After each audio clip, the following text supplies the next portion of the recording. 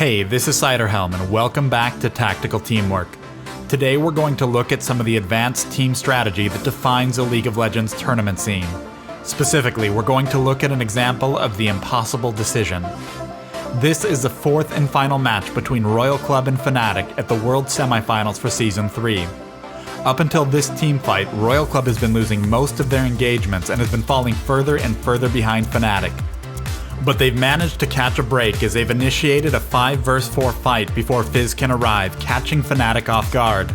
Though they've lost players, Caitlyn's survival allows them to push the second and third mid lane towers, along with the middle inhibitor. When an inhibitor is destroyed, it does more than cause super minions to spawn in that lane. It also causes new allied minions in all 3 lanes to gain additional stats, which in turn causes the other lanes to start pushing. Even though they were behind, when Royal Club knocked out this inhibitor, they knew they could use it to begin setting up an endgame. As minion waves begin pushing both top lane and bottom lane, Royal Club dances around Baron, drawing Fnatic's attention. Meanwhile, Shen has gone bottom to begin pushing. His ultimate is available, so he can rejoin his team at any point if a teamfight breaks out. Fizz has moved towards bottom lane, trying to maintain a position where he can move back towards his team if a teamfight breaks out, or engage Shen if necessary. But Royal Club has this area warded, giving them complete vision as Fizz dances between the lanes. Royal Club engages Baron, but they're not doing this because they want to take Baron, and it's not simply about baiting a teamfight at Baron. Royal Club wants Fnatic to know where they are, and they've been allowing Fnatic's wards to stay active about 10 seconds longer than they need to. Their goal is to force Fizz to rejoin his team.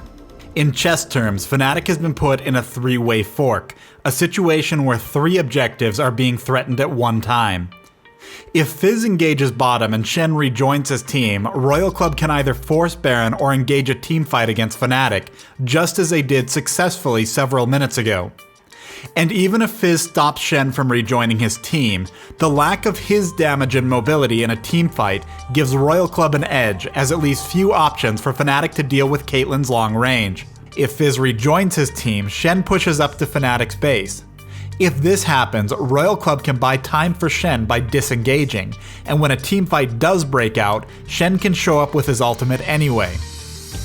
On top of all this, no one from Fnatic can move to handle the minions pushing top lane because it will leave them short-handed for the other threats.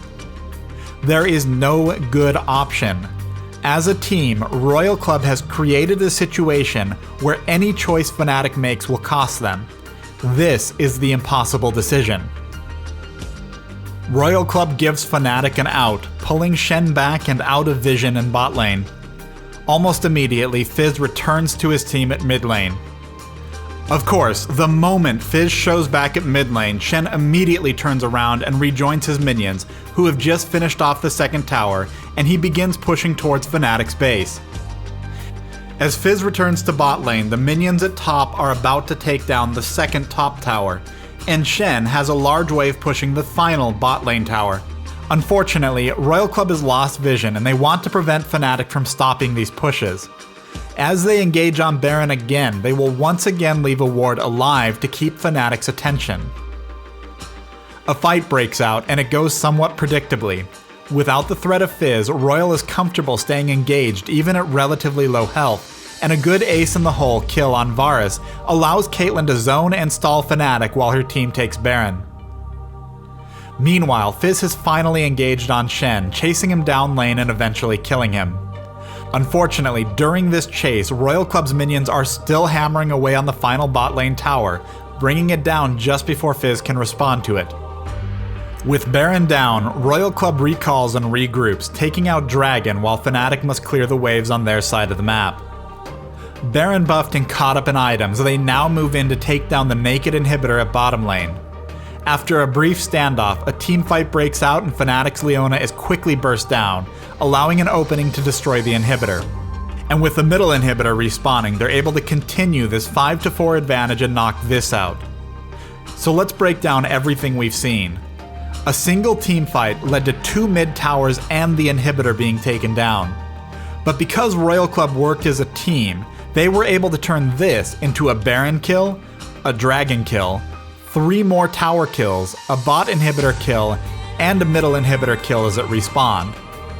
These team plays, which almost no one talked about after the semifinals, are what allowed Royal Club a come-from-behind victory and secured their place in the World Finals. Both Fnatic and Royal Club were fantastic teams, and their matches were among the best tournament matches I've ever watched. I could have analyzed almost any of their team fights across their matches and broken down the plays from their members because it was all so amazing. And while these are great things, the broader team strategies often get overlooked, and these can be the biggest deciding factors in which teams come out on top. Thanks for watching this episode of Tactical Teamwork. I hope you've enjoyed this in-depth look at the big team plays in the final match between Fnatic and Royal Club. And the next time you're watching a tournament, thinking about impossible decisions will open your eyes to deeper strategies many teams are using to win games.